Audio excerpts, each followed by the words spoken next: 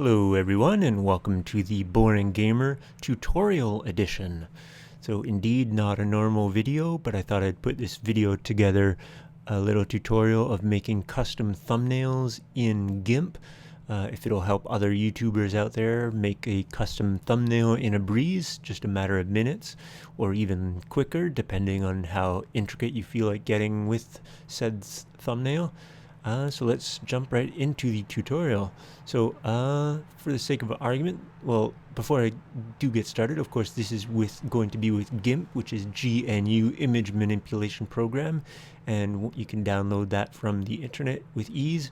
And my program is set up so it's all in its own window, but by default I believe this and the toolbars on the right and left will be not docked. They'll be like floating, so you can customize that as you feel free. There'll be of course other tutorials for that. So let's properly jump into it now.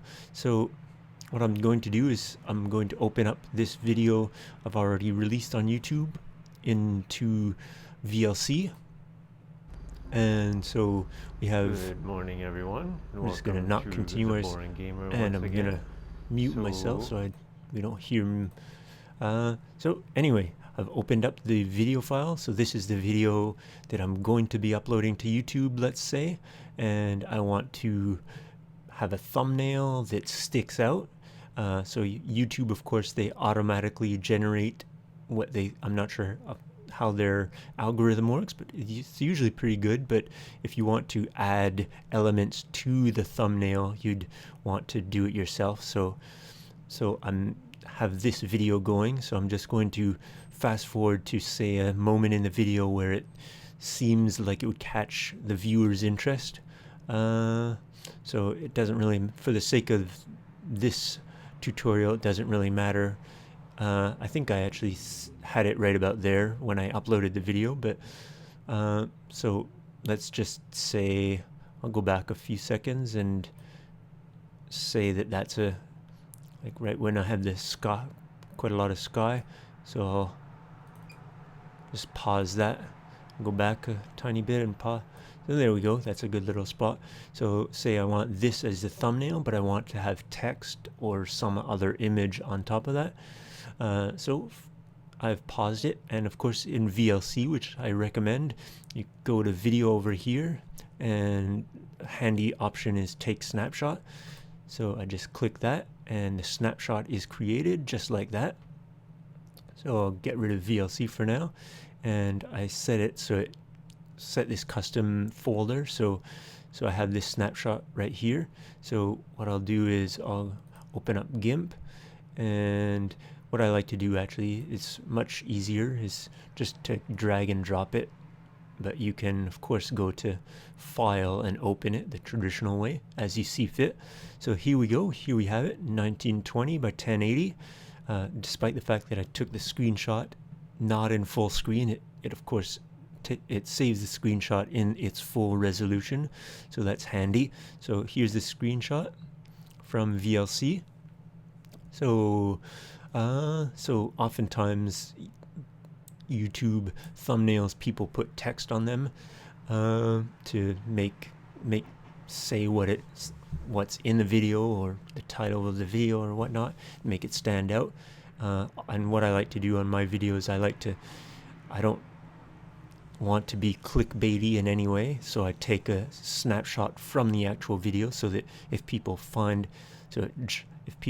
I take as I mentioned, a moment of the video where it's actually might grab people's attention, and if they do see it and click on it, they can watch the video and actually see that moment in the video at some point.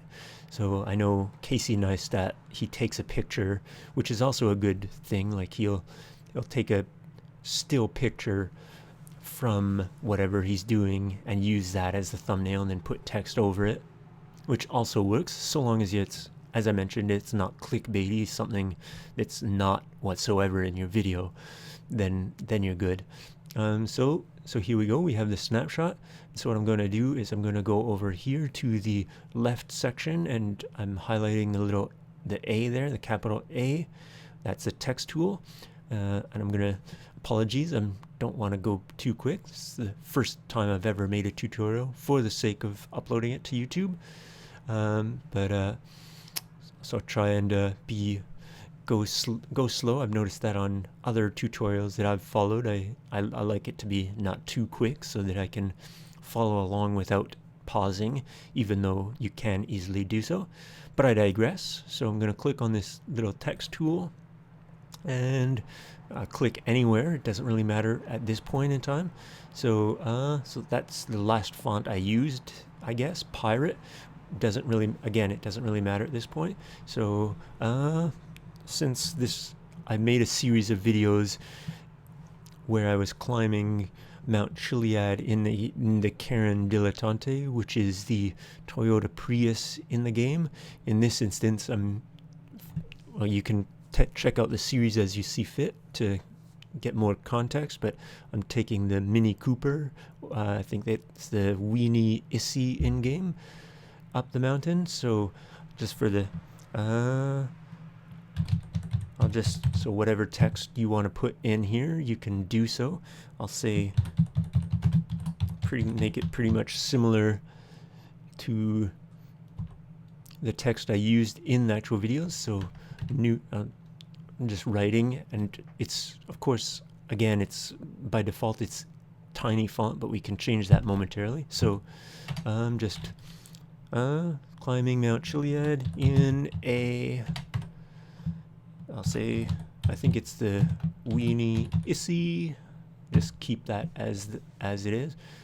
So that should suffice. You can, of course, at any point in the video, you can customize it, obviously, as you see fit for your video. So I'll say change the font, because maybe for this instance, that's not a good font. So it doesn't really matter now, but you can, of course. So what I'm doing, I realize I'm, of course, doing a tutorial. I'm not sitting alone doing this. So what I did is I clicked, like, over here. There's these buttons here on top of this toolbar. So this is over here. You can highlight and get a little description. That's layers. So I have the layers, and then the far right, that's tool options. So I have the text tool. So I click on that for specific options for the tool that I'm using presently. So I have the text selected. I can select the text manually, or if I'm anywhere, I just select Control A to select it. So in this instance, I'd want to select all, because I want it to be the same size and the same font. And so I'm going over to the tool options, and I click this little thingy here where it's so there's the font name. Unlike Microsoft Word or something, you have to click this little icon to the left of the font name, and it brings this menu, and then you can choose the font you see fit. Of course, you can experiment and download new fonts on the web as you see fit. Of course, ideally you'd want to make sure they're free to use fonts, as a side note. So it doesn't really matter now, but I'll take something that's kind of interesting and stands out. What if I see if something I've used before?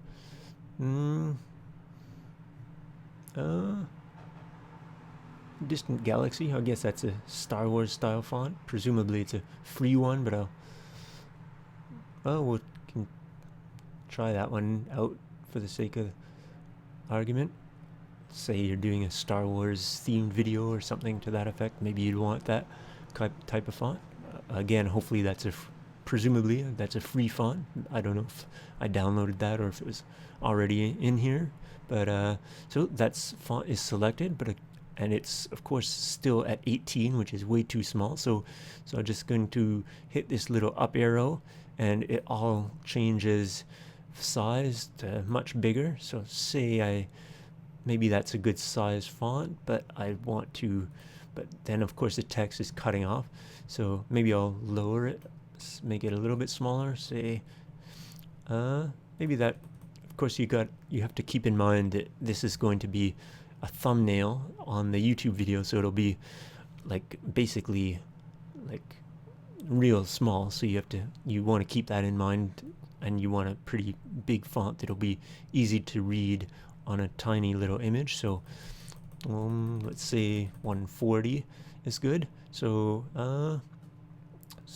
that seems all right. So again, just to reiterate for the 430th time, you can customize it as you see fit, but I'm going to add a couple of line breaks and I'll leave it just like that.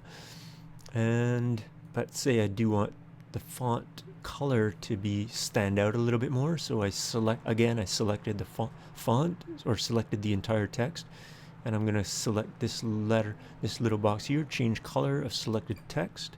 Let's just say maybe some bright orange will do, orangey red. And so there you go. There, the font color is changed.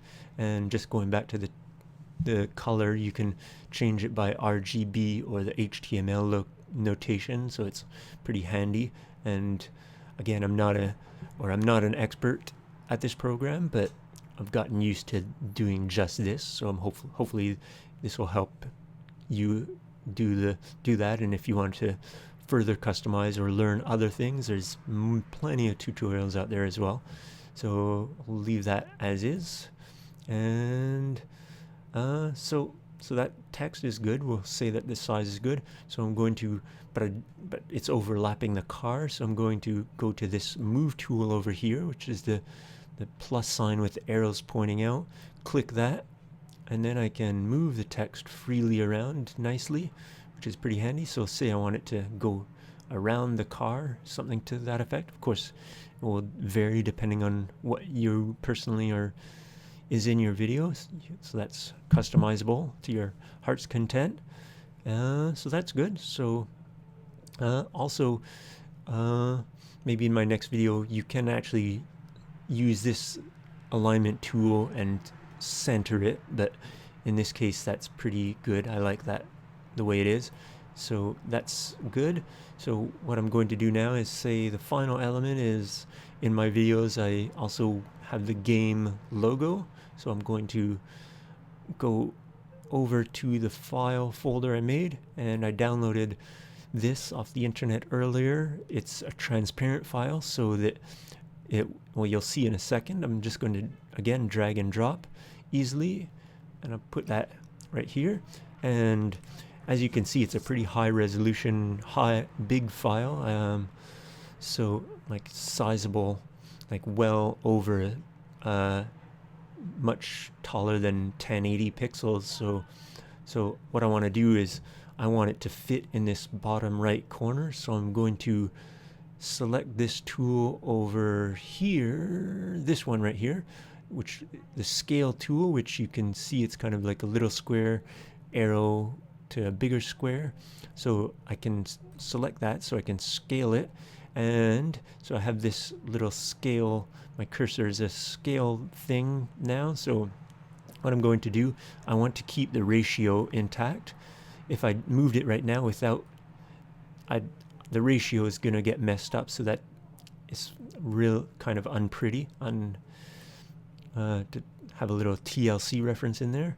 But so what I want to do is, before I select it, I'm going to hold down the control key on my keyboard, and that locks the ratio. So I'm going to now use my left mouse button, and as you can see, the ratio is properly kept. So that's much better. So maybe something like that is going to be good. So I'm going to unselect it with my mouse and click scale, and you see it scaled it. So of course now it's in the wrong spot, but just like the text, what I can do is select the move tool, and so now that, and if I go back over to the layers, I can see that this is selected, so it's moving that layer, and it's a little bit too big in this case. Just as a little, as this may happen to you, I'm going to, so say I somehow selected the wrong layer, so then I moved the screenshot by accident. I'll hit Control Z to undo that. But what you can do is you go over to the move tool and make sure that I make sure the active layer is selected, but then click on the layer you want to move, which is the logo, and move it. So just to make sure that you don't move so you're moving the correct thing. So anyway, I wanted to scale it down just a tiny bit less, so I'm going to hold Control and do just that, and that looks like it might be good. Right, so there we go. So now to double check, I'll use the move tool and move that down into the corner, and oh yeah, that fits all right. So I'm gonna go with that. And again, to reiterate for the 438th time, I'll try and stop saying that. You can easily, of course, customize it as you see fit. So I like that. For the sake of this video, that the text is good, the logo, and if you want to, you can add other text, other images, and so on and so forth. You could put a screen grab, another screen grab on top of that if you want, and have a inception, screen grab inception. But I like this as it is, so I'm going to go to File and Export As, and so it saved it by default as the first layer I put in here. So I'm just going to put, say, GTA 5, and I'll save it as a JPEG. I guess it depends, but sometimes JPEG will be a little bit smaller than a PNG file. It's a pretty safe format to use. So I export. Here we go, export, and I'll just leave the compression settings as it is. So, because again, it's good to save it as a good quality, but at the same time, it's going to be rather small. Whoops, I just changed that with my finger hit the number pad, but it will be pretty small on the web itself. Of course, if someone's viewing it on a 80-inch television, YouTube, then you can imagine it's actually going to be a decent size. So you still want to keep the quality pretty decent. So I'll hit export, and it has exported. So I go over here, and there it is. So I'm not sure what my default image viewer is. I guess just the Windows system, but it's good to click it and check it, make sure to the fully rendered file to see you like the look of it outside of the program, and I indeed do like it, so I'm gonna go with that.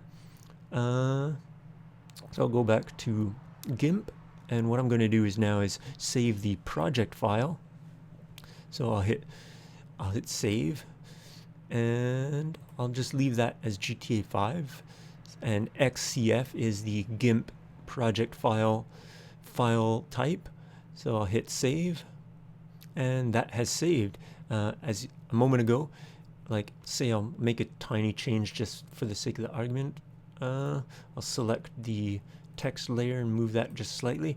You can see the little star up here that shows it has changed since the last time you saved, so you can resave it accordingly. I'm going to hit Control Z, and of course it's the same as it was, but I have actually technically made changes, so that star is still there. But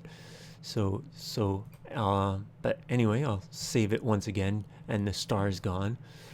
So I'll close this, and so depending on when I upload this, this video is unreleased at this moment, but I'm going to make just quickly a new thumbnail.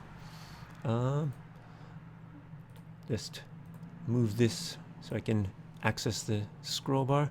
So if I don't know if I upload this tutorial before I upload the video you're presently looking at the screen, but if so, then you have a nice little teaser of what's to come. Actually, I might do that.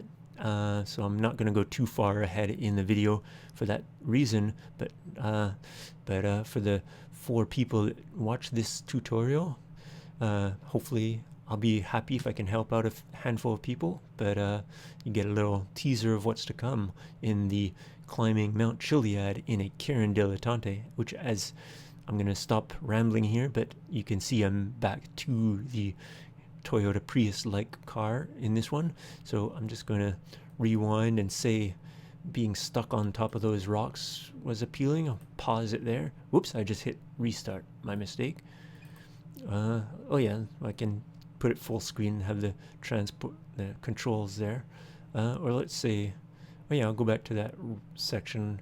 So there we go. Pause it. I'll put the front facing the view of the front of the car for fun, because we got it's a scenic view, so we'll just say that would be something to catch the viewer's attention.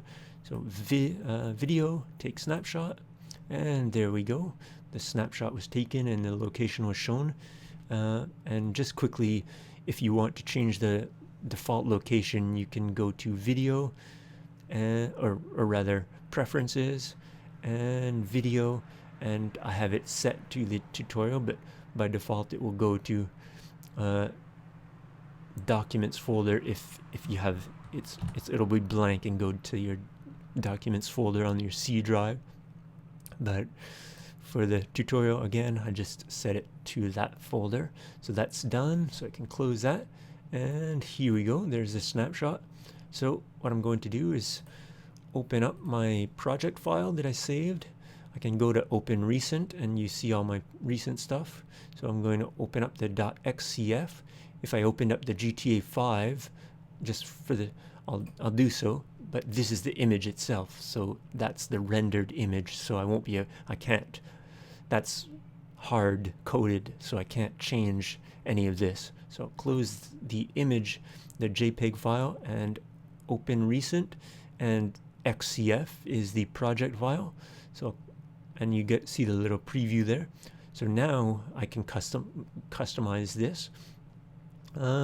So again, going back up to here, this is the layers thing, which is handy to see there's 3 layers, which of course the snapshot, the screenshot of the video right there, and then the text right here, and the transparent logo right there. So so this is a new custom thumbnail for a new video. So, and you just saw me take the new snapshot. So I'm going to, in this project file, the previous video, I'm going to go over to the layer, so make sure it's selected, and I right clicked, and I'm going to hit delete layer, and it's gone. And that was just a little White Sox reference. The announcer, the baseball announcer goes, she gone, or something. Oh no, that's when the batter strikes on. But anyway, interesting announcer for the Chicago White Sox. But again, I digress. So we have the 2 layers, the text and the logo. So I'm going to go back into my folder, and this is the new screenshot I want. So I'm going to drag and drop it right on in, and there we have it. And you'll notice the text has disappeared. It's still actually there. It's just that the ordering of the layers is off. So you can see I selected and it's there, but it's underneath. So what I want to do is I'll just, in case this happens to you, I'll move it up. So there we go. Now we have it back again. Oh, and I noticed. Oh yeah, I'll get back. So the order. Ideally, you want to have the screenshot in the back, because that's the ordering. Like I have the 2 things I put on top. It doesn't the order does not matter. But then I want, because if I have this layer on top, that's going to be above everything. So if I export it, this is what's going to export. So well, actually, it might export with everything. I'm not an expert at this program, but just out of sheer curiosity, I'm going to do that. Export as, I'll say GTA 5-2. Keep the settings. Oh, I was GTA 5. Yeah, I was right the first time. So indeed, the layering, you do want to be careful. Like you see, I exported it, and it's just the snapshot because the other layers are underneath. So you want to be careful with that. So I'm going to put that on the bottom and have all the other layers properly sitting on top of the screenshot. So now, again, so this is like, I'll close this and not save the file, the changes. So again, I'll open up the project, and oh, I didn't mean to go this far back, but I'll just fast forward, delete that layer, and put back, I can get rid of this, don't need that. And this is a snapshot I want for a new video. Drag and drop. Again, layering, the order is wrong, so I'm going to put that on the bottom. And there we go. We have, this is the old text and the old logo, which logo is fine. You can, if you're starting a new game, then you could go to select layer, select the GTFO logo, and just delete it and put a new transparent logo of the game of your choice. I'm going to hit Control Z because I'll keep that, but I do want to re-customize this text. So I'm going to select the text layer, select the A, the capital A for the text tool, and now I'm in the Karin Dilettante car, so I'll, I can't remember the spelling on that. If it's, I think that's right. I don't know if there's 2 L's, but anyway, so there we go. And say maybe I want a new font. Pretend, say it's a new game. So, and I want this, change the order of the text a little bit.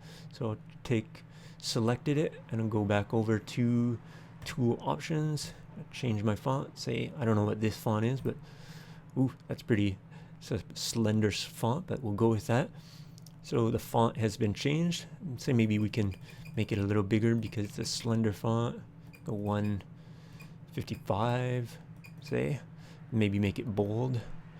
And now, since I've changed the font and the size, it's of course the location is a little bit off, so I'm going to go back to the move tool and move that around, and say in this case perhaps I want to have it centered, as I mentioned earlier.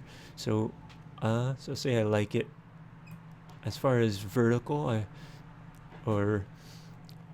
that's, say maybe like I want it like with this amount on the padding on the left and right. I like it like that because the car is here, the object. Of course, it'll depend on how you do it, but so I'm going to go to the alignment tool over here on the left, click that, and go over to tool options, make sure the text is selected, and I'll use this one here, align middle of target, and there you go. You can see it's now centered on the, as far as horizontally it goes, so it's in the image. So but you can of course move it around, like there you go, I put it to the top edge and then to the left edge, or yeah, there's a lot of stuff you can customize it, but I'll just Control Z and keep it centered even though it's overlapping the car. But so that's basically it. So then we can just export as, and this time I'll put it as GTA5-2 JPEG, leave it as it was, 90, and you can of course watch plenty of YouTube videos, tutorials on how you should save the file, because again, I'm not an expert by any stretch. So that has been exported, and there's the star because the project file has been saved, modified, so I'm going to save that as well. You can, depending on your circumstances, you can leave it as it was or save it. So I'll go back to the folder, and so here we go. Here we have the new thumbnail, and so yeah, there we go. Easily, just a matter of seconds, I have a new custom thumbnail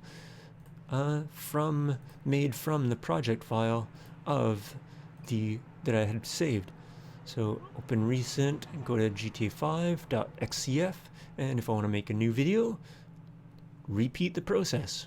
or a new video thumbnail, that is. So I hope this has been semi-informative. Hopefully this will help one or two people out. But yeah, I'll get back to doing normal videos after this. So hopefully you enjoyed the Boring Gamer Tutorial Edition. Okay, thanks for watching, and see you in the next video, or you'll see me, or you'll not see me, you'll hear me, but you get the idea. Here we go. Bye-bye.